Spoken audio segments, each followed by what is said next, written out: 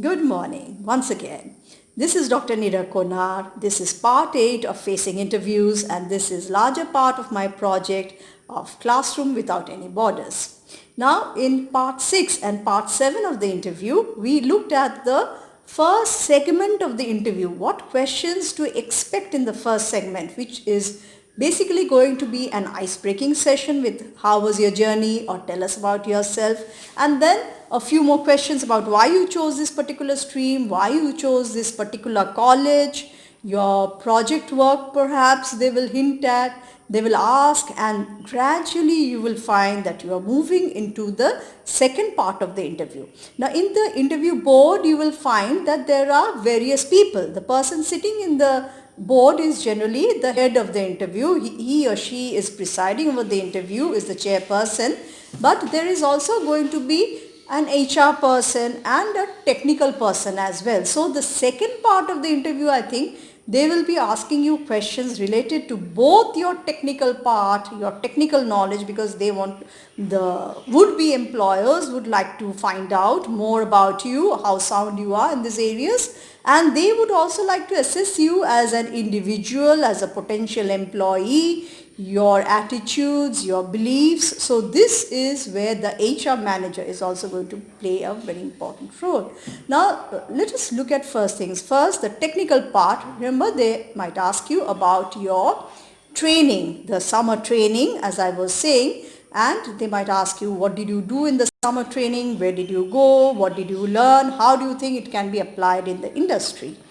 Again, they can ask you questions related to your project work, who was your guide, what did you do, what did you learn, your application.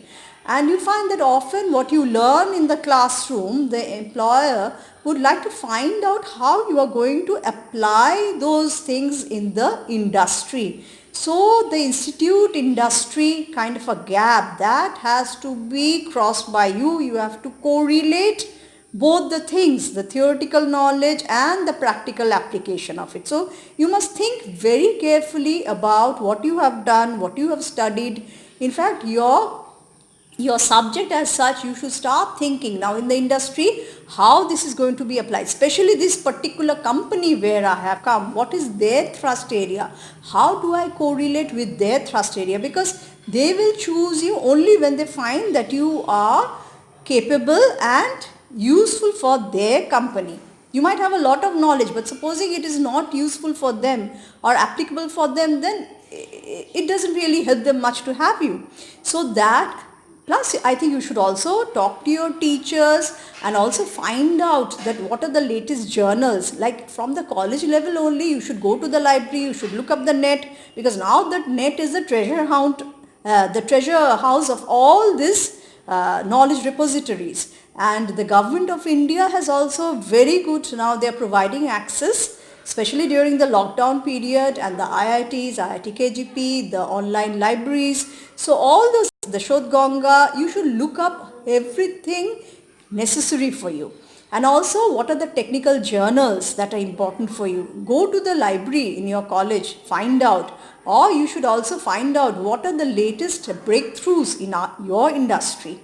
Look up the newspaper, look up in what areas your company is trying to expand, any new innovations. Find out more about that. So you have to be technically very sound. So that part I think you should really brush up. And if you do not know the answer to a particular question, don't try to fumble your way through. Do not make up. Again, do not keep silent and be dumb. Okay, and language can be a problem, I find. In the college, whenever you are going in for the Viva, I would request all teachers as well as students to try and answer in English as much as possible, because most of the interviews are in English. So at the time of the interview, you should not be fumbling for language. Language should not be a problem. Okay, so you should be conversant with the terms used in the industry, the terms used in your technical subject, and you should have the confidence to speak out well, clearly.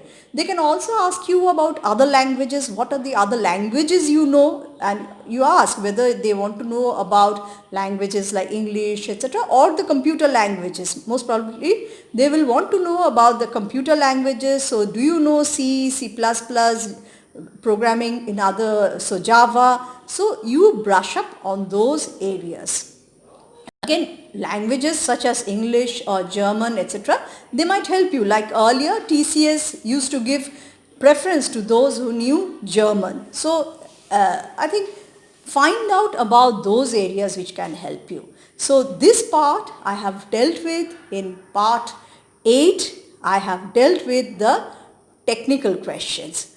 Part 9, I think, I will deal more with the HR related questions which can be asked in the middle portion, in this middle segment of the interview. And HR questions, related questions, can actually continue to the last part of the interview also. So in the next segment that we are meeting, segment 9, part 9 of interviews, I will deal with the HR related questions.